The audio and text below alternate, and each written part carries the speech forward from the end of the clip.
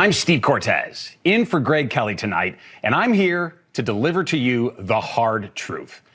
Media elites think you are morons, unwashed simpletons to be managed and manipulated. These media mavens seek acceptance from the self-assured grandees of ruling class institutions. New York newsrooms, Washington K Street lobbyist offices, corporate C-suites, and university faculty lounges. But these self-appointed betters do not understand much about regular Americans. And they don't even feign interest in understanding the millions of hardy Americans who make this country great. The cops and the coaches, the waitresses and the welders, they, really you, are the objects of scorn from the commissars of politics and media. Barack Obama was blunt when he assailed Americans who bitterly cling to their faith and firearms. Hillary Clinton went further, castigating us as a basket of deplorables, a name which we have now proudly embraced. Well, the latest trend of sneering scorn toward deplorables involves mask shaming, trying to vilify and demonize regular Americans who dared to leave their homes without a mask. Here's CNBC's Shepard Smith describing a supermarket in Naples, Florida. We all fantasize about a time when we won't have to wear the masks anymore. It's not now. But some at a supermarket in Florida appear to have decided that the time is now. Note the derision as Smith shares a video meant to humiliate ordinary citizens going about their day, shopping in the largely open and free state of Florida. Peter Alexander from CNBC's sister network, NBC, got into the act too, asking Jen Circleback Psaki about how we can correct these retrograde American maskless bandits in Florida. I want to ask you, there's an NBC News video that went viral of a grocery store in Naples, Florida. You may or may not have seen this. If you haven't, I'll describe it to you. When you pan Give us a play-by-play. When you pan the grocery store, you see that almost everybody in there is not wearing a mask, even though it's in a county, I believe, where masks are mandated. The question is, beyond urging Americans to wear masks, what specifically is this White House doing to combat that resistance, especially given the concerns about the coronavirus mutations and others right now? Now, please understand, I will not fall into the elitist trap of Smith or Alexander. If you believe in masking, God bless you. It's a free country, or at least it used to be. And I believe in individual choice. Free citizens of the greatest republic in history are more than capable of assessing their own risk profile and determining their best risk-reward approach to virus prevention and mitigation. If you mask up, fantastic. But any attempts to disparage these Floridians must be met with pushback and with facts. Speaking of facts, the reality is the actual data on the benefits of masking is at best mixed, meaning the benefits of masking are not at all clear-cut. The largest study done to date is Denmark's DanMask 19 study from last spring, which applied rigorous scientific methods to a randomized large-scale trial with over 6,000 participants. The Danish study showed that mask wearing was not statistically significant in preventing the wearer from catching the COVID virus. Here's a direct quote from the director of the study, Dr. Henning Bundgaard, a physician at the University of Copenhagen. Our study gives an indication of how much you gain from wearing a mask, Dr. Bundgaard said. Not a lot. Even the biased New York Times admitted that, quote, surgical masks did not prevent the wearers from infection.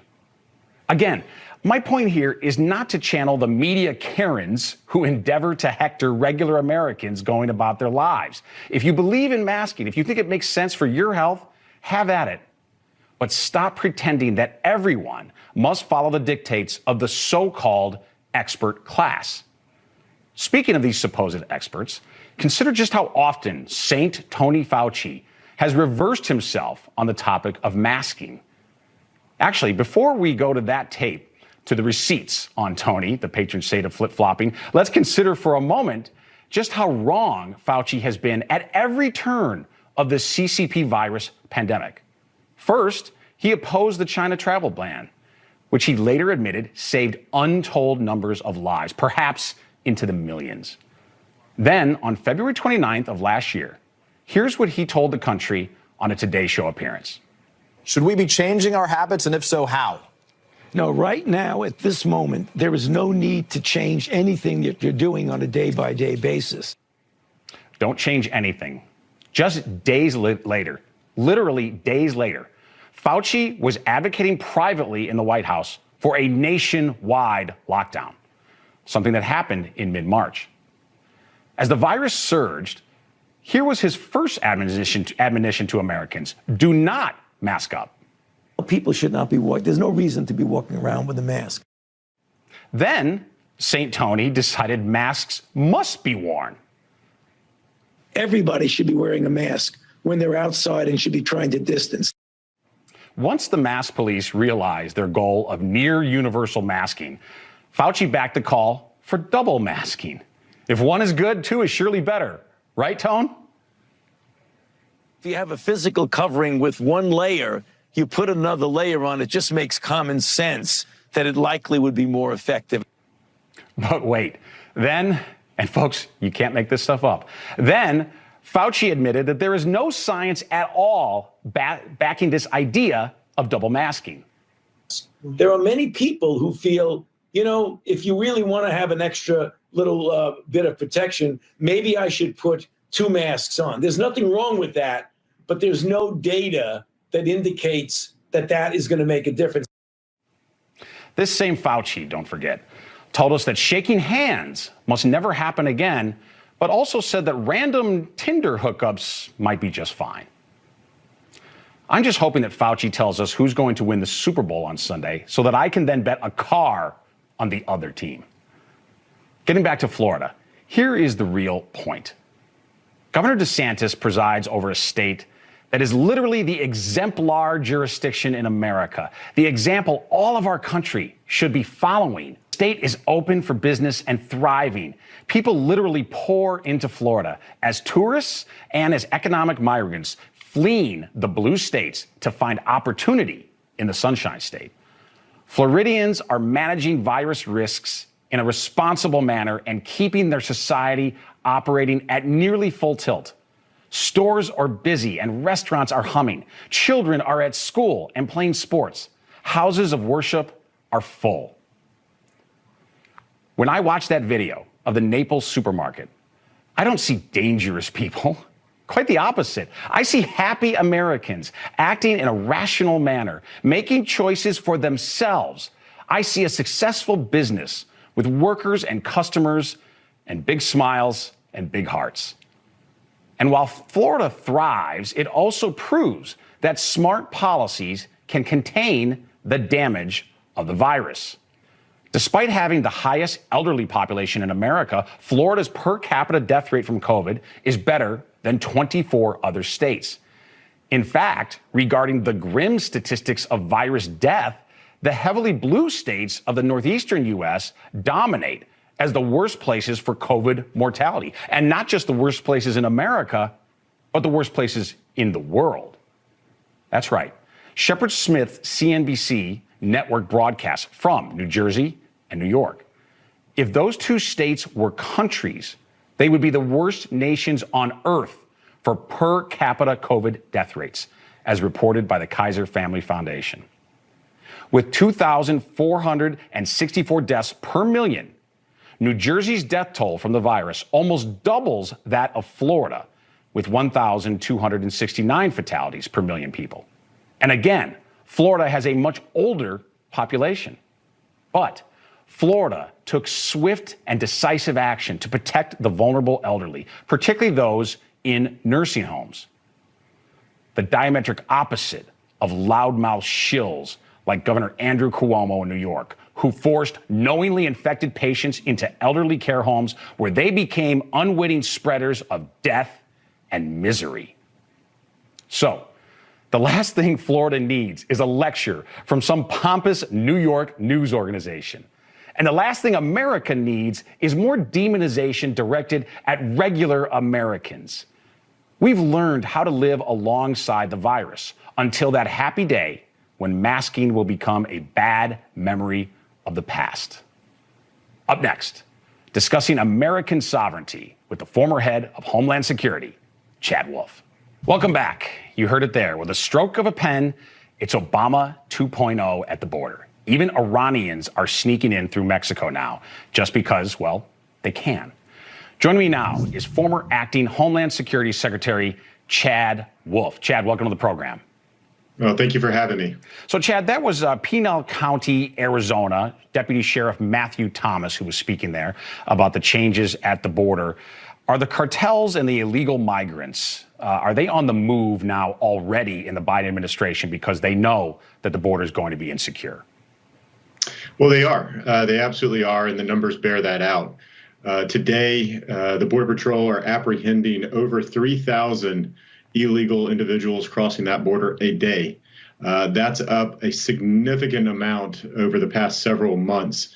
And if you go back to the Obama White House, his Homeland Security Secretary at the time said anything over 1,000 a day, you're in crisis mode. So certainly we see the numbers rising along the southwest border, and that's concerning for a variety of different reasons. But it is because, again, of these policies, executive orders, and statements that the current administration has made over the last several weeks. Right. You know, I want to ask you, Chad, specifically about the Remain in Mexico policy, because it was so effective. A lot of economic migrants were abusing our country's generous asylum provisions and finding a way, effectively a loophole, to get into the United States for extended periods of time, if not permanently.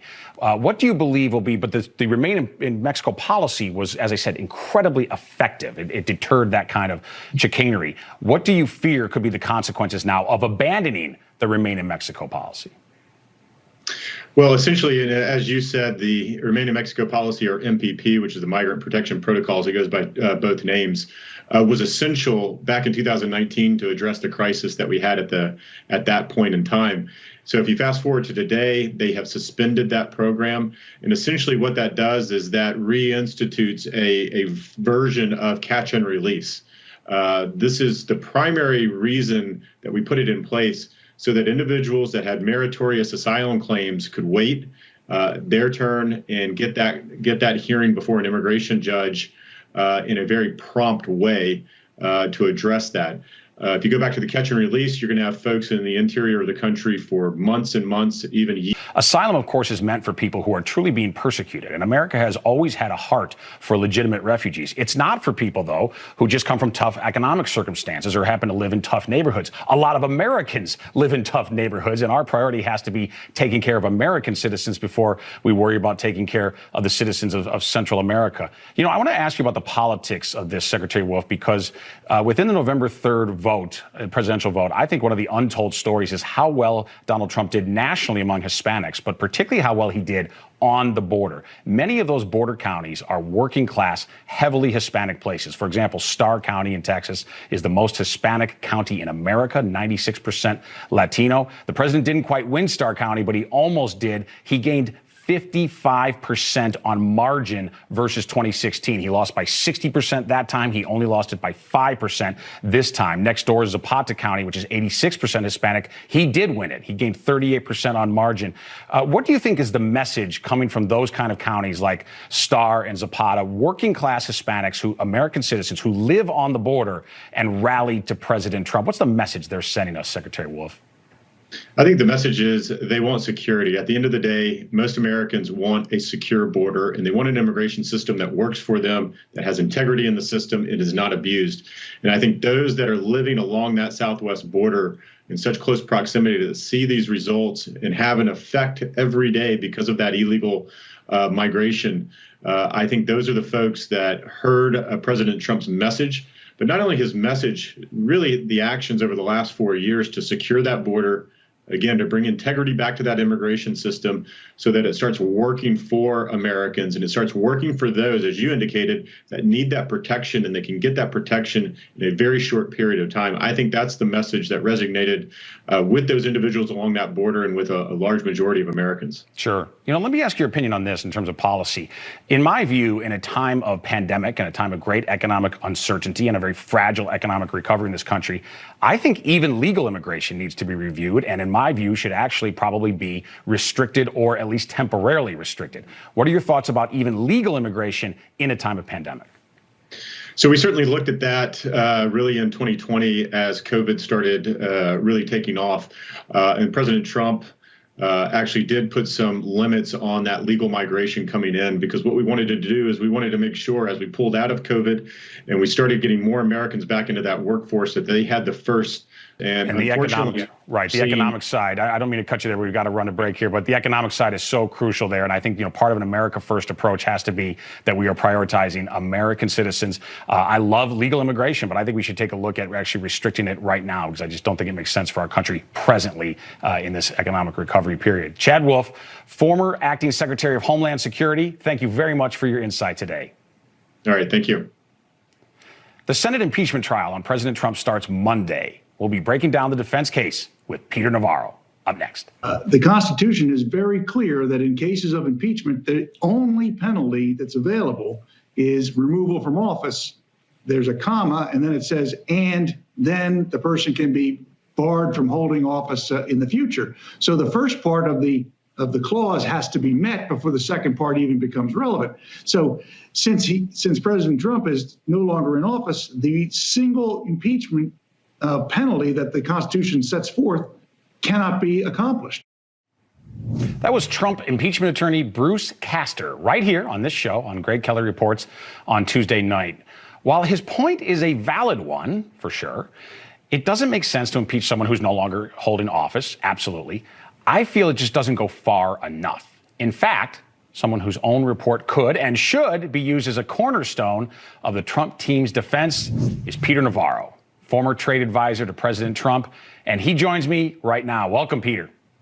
Hey, Steve, how are you doing? Great. So listen, the article you had in the Washington Times that basically explained to the American people about the Navarro report was great. Look, that lawyer you just put on, you got to get rid of those guys. These people don't understand. This is a political trial. Right. And the Democrats are coming hard at the president on political grounds. Mm-hmm. And this is a free pass for the president because they've already acquitted him on the Republican side. You had 45 Republican senators say, hey, this is unconstitutional. So why not provide an affirmative defense? Now, the way to do that is you get somebody like Matt Gaetz as your lead attorney instead of that stiff you had on.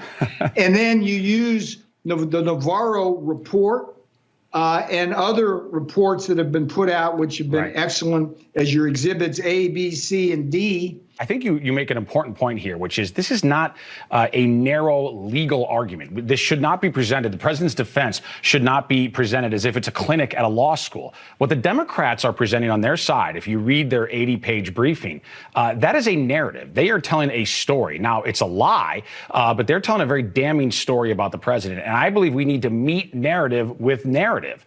And so to your point, we cannot take or pursue, in my view, the narrow not guilty judgment. Yes, we would get that verdict, I'm very sure. But we need to go for something much, much bigger, which is the president needs to, in my view, launch a full-throated defense of why he has so continually voiced suspicions about the November 3rd vote. Peter, because this is critical, okay? Because we don't want to go down the path of conspiracy theories and nonsense and servers on Mars and gunfights in Germany. The Navarro report is different than that. It's not wild accusations about hacking. It is a highly sourced analysis of constitutional issues and the massive problems of mail-in voting. So wouldn't it be good for us as a country, not just for Trump, not just for the America First movement, wouldn't it be good for our country to argue about these events of November 3rd in the impeachment trial, in a trial-like setting where both countervailing sides can present evidence and effectively the American people can serve as a jury? and be able to do so without being doxxed, canceled, or deplatformed. I note en passant here the craziness of Hunter Biden getting a $2 million book deal from Simon & Schuster for selling out the country to communist China when he was on crack cocaine, and Josh Hawley, a patriot, getting his contract pulled by Simon & Schuster when he was going to go after the social media oligarchs, which are threatening everything. So affirmative defense, Steve. Look, there's no tinfoil hats in the Navarro report. Right. And people, I think, know I got a PhD from Harvard. I spent 30 years writing 12 books with thousands and thousands of footnotes. And the Navarro report is very carefully footnoted. It's based on thousands of affidavits, testimony, other sources. And again, Steve, your op-ed did a beautiful job of walking through it. Election irregularities across 6 battleground states caused by a Democrat strategy that was using laws, rules, and the breaking of such to change things. Listen, it's and crucial. It's all revealed today in Molly Ball's expose. Thank you, useful lady. I know. No, Molly she did us a Ball. favor. Thank And you. listen, you're right, by the way. This is a festering problem that's not going to go away unless it is properly adjudicated. And this is a perfect opportunity to adjudicate it. Peter, just really quickly. I wonder if Molly Ball will get deplatformed by Peter, really quickly. Let's turn away from impeachment, though, and back to economics, which is your real expertise. Sure. We got a bad jobs report out today. Quite disappointing. Only 49,000 jobs added. That is really, really below pace what we need in this kind of a recovery right now. It seems to me, when I look at small business confidence has tanked in recent months, retail sales has taken a dive. It seems to me that confidence, to connect politics to the economy, confidence has really tanked since the November 3rd election. You agree? So the most important word that came out today was out of Janet Yellen's mouth. She talked about the scarring, and I would say the permanent scarring of our economy. And Joe Biden, don't you dare try to blame this on Donald J. Trump. This scarring started back in May, June, and July of 2020, when I was in the Oval Office with the president, and we were talking about trying to get a $2 trillion new Phase 4 stimulus and relief bill passed, because we were worried that hundreds of thousands of small businesses were going to die and never be resurrected from the dead if you waited too long. And that's exactly what happened. Now, here's Peter, we got to run. But listen, I will tell you this. I've been incredibly optimistic on the economy almost all of the recovery last year. I'm not optimistic on it right here. You're the Big Short. Things are turning around in a demonstrably bad way right now for the economy, and it's Nancy unfortunately. Pelosi that did it. Please remember that, I Joe. will. Peter Navarro. Not Donald Trump. Peter Navarro, thank you. Former trade advisor to President Trump. Appreciate you joining us tonight. Coming up, Chicago is imploding, my city, and Mayor Lori Lightfoot continues to blame Trump for it. We'll break it all down with Heather McDonald of the Manhattan Institute up next. My city of Chicago is a war zone, the most dangerous place in the developed world. I no longer think it's a viable option to raise a family in the city of Chicago, as I have. Between a sharp rise in violence throughout the city and now narrowly avoiding a teacher strike, Chicago just isn't the same city that it used to be. And leading the way is Mayor Lori Lightfoot, who is still blaming her problems on President Trump. Here's the tape. These are really difficult times in a pandemic, exacerbated by the incompetence of the previous administration that didn't leave us with enough vaccine to really quickly get to the entire population in our city that needs it. Incredible. Chicago is in chaos right now, and Lori Lightfoot continues to try to scapegoat the former President Donald Trump. Joining me now to discuss Chicago and policing in general is Heather McDonald, Senior Fellow at Manhattan Institute. Heather, welcome to the show. Thanks for having me on, Steve. I appreciate it. You bet. So listen, Heather, in my city of Chicago, which I don't think I'm exaggerating when I say it's the most dangerous place right now in the developed world, there's an alderman on the south side of the city, Alderman Stephanie Coleman, and she has started an operation called Operation Safe Pump. What she has done is she's arranged for security to guard gas station pumps at certain designated times so that people can go and safely fill up their cars without being carjacked. Now, I give the alderman credit for doing this, for working for her constituents. But the fact that this is happening in the United States of America, to me is more than unsettling. And I want to ask you about the policing aspect of this, Heather, because of course that is your expertise. You authored the fantastic War on Cops, which I read and learned a great deal from. The political leadership in the city of Chicago, they do not have the backs of the police. I've been told that by many, many cops. And because of that, at least in part because of that, the cops have pulled back. They're not being proactive. They are being reactive, and they show up after the crimes have already been committed. Is the situation we're seeing in Chicago right now, is that the inevitable consequence of police pulling back? Well, it is, Steve, and I want to say this is not just a Chicago story, it's a national story.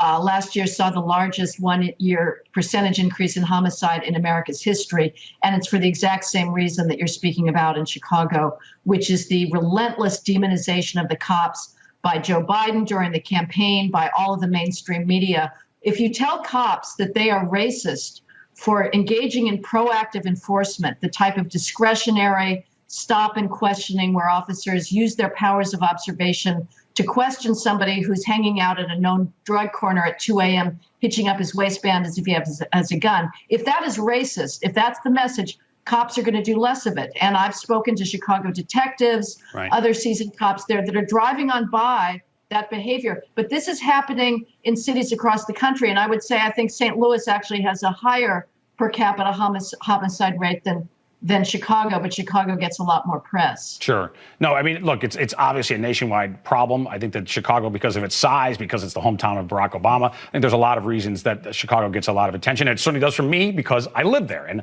as I mentioned, I've raised a family in the city for 25 years. I don't think that's something that is tenable right now for a lot of reasons, but crime being perhaps the paramount reason. Speaking of kids and raising children in the city, the schools have been shut all year in Chicago. They've been shut for about a calendar year. They've been shut this entire school year so far, and the teachers are refusing to go back to work. Again, that's not just a Chicago story. It's happening other places as well, even though we know there's not extracurriculars, there's not the school play, there's not basketball. Isn't this a tinderbox asking for trouble to have a lot of, particularly for the males, to have a lot of boys and young men who are idle?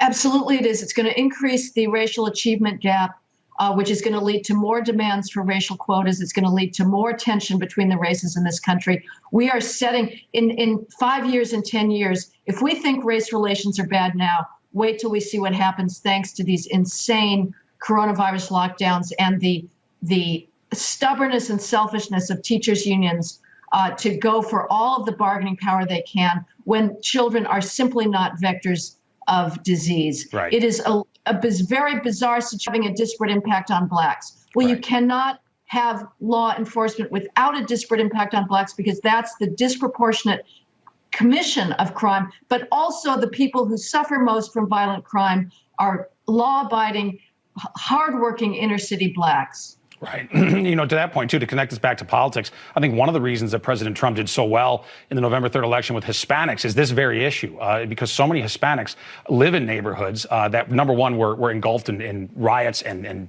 unfortunately largely torched during last summer. But they also deal with the reality of the situation when law enforcement is not effective. In other words, they can't afford gated communities. They can't afford private security. So it's a lot of black and brown Americans who deal with the consequences of demonizing police, something that you have fought against, thankfully, through your entire professional life. You've done incredible work. I highly recommend all of your writing, but particularly the War on Cops, that shows that cops are not systemically racist. It's so important that you have their backs from an intellectual perspective. Heather Mac Donald, Senior Fellow at the Manhattan Institute, thank you very much for joining the show. Thank you, Steve. You bet. Coming up next, Amber Athey joins us to help break down the latest on media bias from the fake news media. We'll be right back. I've got to agree with Greg and President Trump on this one. They just don't get it. Joining me now to break down the latest from the fake news media is Amber Athey. She's Washington editor for The Spectator. Amber, welcome to the show. Thanks for having me, Steve. You bet. So listen, I want to start by going to Jen Circleback Psaki. She clearly takes the side of, or I should say President Biden takes the side of the teachers' unions against children and families out there. Let's run the tape. The first quick one. I'll frame it as a yes, no, or maybe, perhaps. I never like those questions, but go ahead. Will President Biden use the power of the bully pulpit to help cajole teachers who are unwilling to go back to schools to go back? Well, One, I'm just going to reject the premise of the question. I will say I have teachers in my family, as I'm sure many of you do. They are the first people to tell you that teaching in the classroom and being able to engage with kids in the classroom, or middle schoolers or high schoolers in the classroom, it makes their job more enjoyable, makes them more effective at what they do. The president is absolutely committed to reopening schools. He wants them not just to reopen, but to stay open. And he wants to do that in a safe way. You know, when she said that I reject the premise of the question there, it reminded me, I once heard a politician, I can't recall who it is, but he said, I not only reject the allegation, I reject the alligator. Reminded me of that silly line. But Amber, regarding Jen Circleback Psaki, this is, before we get to the teachers union against students issue, she used that really lame excuse of, I have teachers in my family. And it really reminds me, Amber, in a lot of ways of when she's asked questions, for example, about abortion or about religious liberty. She says, well, Joe Biden is a devout Catholic, you know, as if that personal caveat puts the issue to bed. Your thoughts? That's a great point, Steve. This administration routinely uses this emotion over fact type of logic in order to justify these really illogical positions that they take in regards to policy. In this case, for example, the CDC said just last week that it was safe for teachers to return to school, right, which we've actually known since last summer that it's overwhelmingly safe because children are very low vectors of COVID spread, and it's very unlikely that there would be super spreader events at schools. And then the Biden administration walked that back and basically said that the CDC was wrong in making that determination that it was safe for teachers to go back to school. So she gets asked this question in a press briefing, and instead of being honest with people, the so-called administration that follows the science then falls back on this lame excuse of having teachers in her family. It's all such a ruse to try to prevent people from following the facts in the case. Right. The fact that she has teachers in her family should have no bearing upon her answer or this misbegotten policy, unfortunately, of the Biden administration to back teachers unions. Teachers unions do not have the best interests of children at heart, unfortunately. And to your point, too, Amber, about this administration and this party that claims to be the, quote, party of science, it's really frightening to me that a lot of these very teachers who are refusing to go back to work are science teachers. You know, so talk about people who should be following science more than anybody. It ought to be science teachers. Unfortunately, they're not doing that. I want to go to another tape here. Contessa Brewer from CNBC, and I'm giving it to CNBC, who's my former employer, but I've given it to them quite a lot during the show today. Contessa Brewer said, if you think one mask is good, you need to go to 2. No, not 2. We need to go to 3, or perhaps infinity masks. Here's Contessa. Amber, I don't know how she did that hit without laughing or without at least smiling, because it's so absurd to me. But your thoughts. How many masks? If I only wear 2 masks now, am I essentially a serial killer? Am I a super spreader?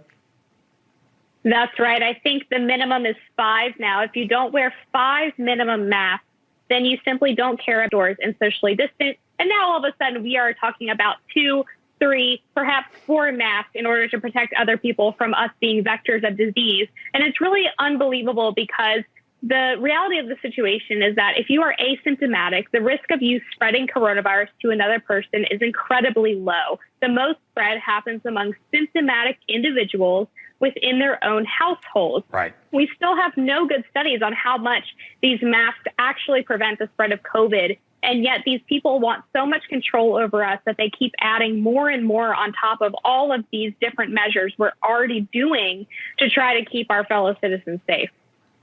Amber, I'm glad you brought up actual science and the actual reality, which is one reason why, by the way, why lockdowns have not worked. Lockdowns will not work in terms of stopping virus spread. Amber, thank you so much for being our guest today. Thanks for having me.